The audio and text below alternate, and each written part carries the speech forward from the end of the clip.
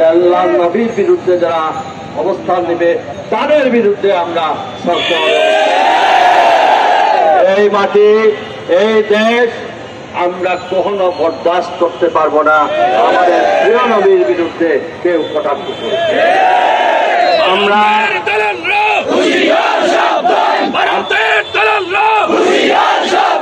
আশা করব এই প্রতিবাদই শেষ প্রতিবাদ নয়।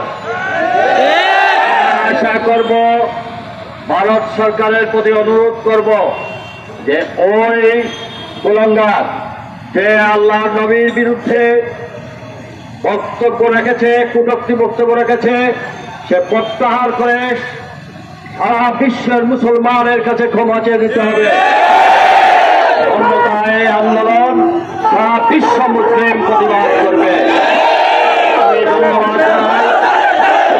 ধন্যবাদ জানাই তারা এই মুহূর্তে গর্জে উঠেছে এই সিলেটের তাওহীদি জনতার পক্ষে। আমি তাদেরকে সাধুবাদ জানাই। সেই সাথে আমি এইটুকু বলবো যে আমাদের ধর্ম শান্তির ধর্ম, আমরা কোনো অন্যায়কে প্রশ্রয় দেই না, আমরা নিজেরাও কোনো অন্যায় কাজ করি না। তাই আমাদেরকে চোখ কান খাড়া রাখতে হবে। আমাদের সব কিছু কৌশলে আমরা আমাদের দাবি আদায়ের যা যা প্রয়োজন তাই করব এবং আমরা আমাদের দেশের জন্য দোয়া করব।